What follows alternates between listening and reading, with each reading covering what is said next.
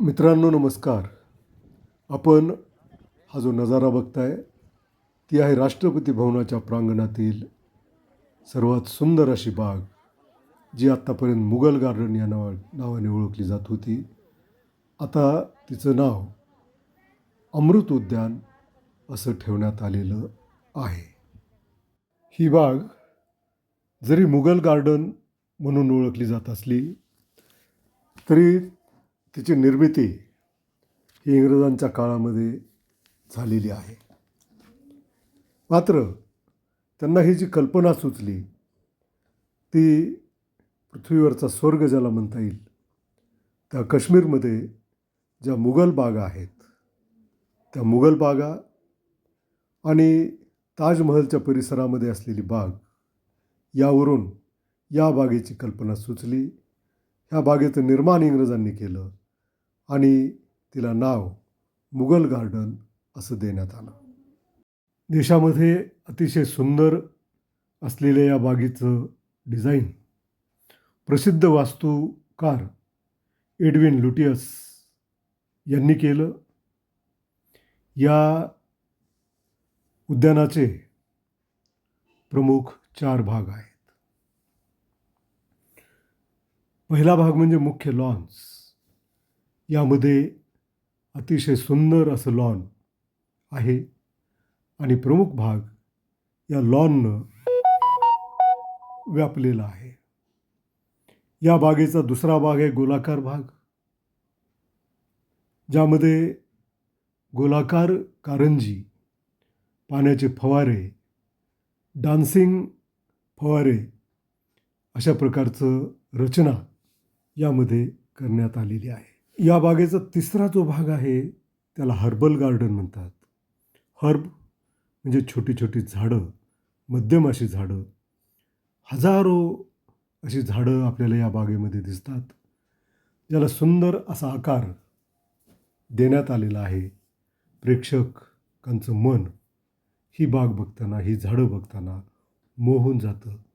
त्याला विविध आकार पाहून प्रेक्षक प्रसन्न होतात. आणि या बागेचा चौथा जो भाग आहे त्याला लॉंग गार्डन असं म्हटलं जातं. तो सर्वात मोठा असा भाग आहे, लॉंग असा भाग आहे. त्यामध्ये पाणी वाहताना दिसतं. अतिशय सुंदर अशी पाण्याचे पाट, जे की बांधीव आहेत. झुळझुळ वाहणारं पाणी हे त्यामधून सतत वाहत असतं आणि सर्वात मोठा हा भाग असल्यामुळे त्याला लॉंग गार्डन असं नाव देण्यात आलेलं आहे. या 4 भागामध्ये हे राष्ट्रपती भवनाच्या परिसरातील बाग, गार्डन हे विभागण्यात आलेलं आहे. या बागेमध्ये सुमारे 159हून अधिक प्रकारच्या गुलाबाची झाडं आहेत.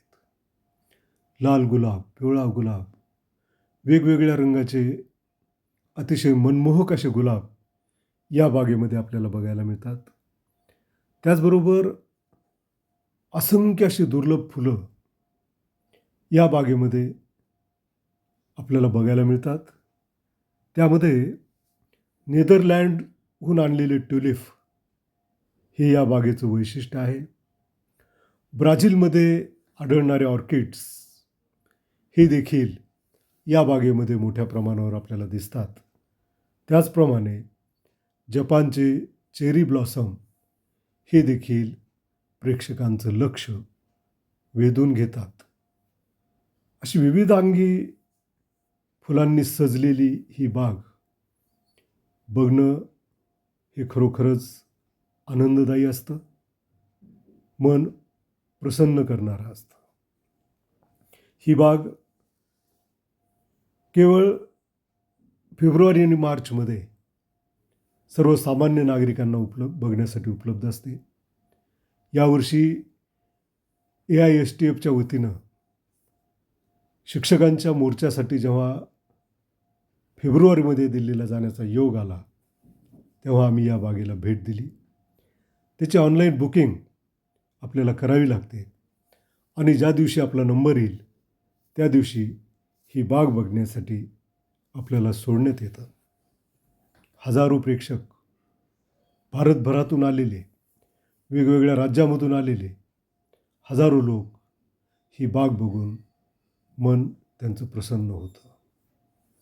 खरोखरच ही बाग बघणं हे जीवनामध्ये एकदा तरी आवश्यक आहे. इतकं सौंदर्यानं नटलेली, विविध फुलांनी नटलेली ही गार्डन देशाचं सर्वोच्च गार्डन आहे असं म्हणायला हरकत नाही. राष्ट्रपती भवनाच्या प्रांगणात असलेलं मुघल गार्डन बघावं असं देशाच्या प्रत्येक नागरिकाला हे वाटत असतं. दिल्लीला अनेकदा जाणं झालं, पण तेव्हा ही गार्डन बघण्याचा काही संधी मिळाली नाही.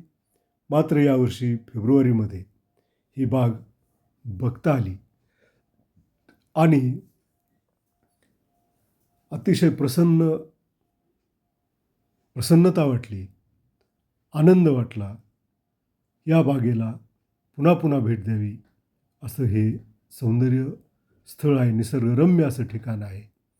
अनेक जातीची फुलं, अनेक प्रकारची झाडं, वेगवेगळी रंगीबेरंगी फुलं, कारंजी, पाण्याचे प्रवाह आणि एकंदरच अतिशय मनमोहक असं हे राष्ट्रपती भवनाचे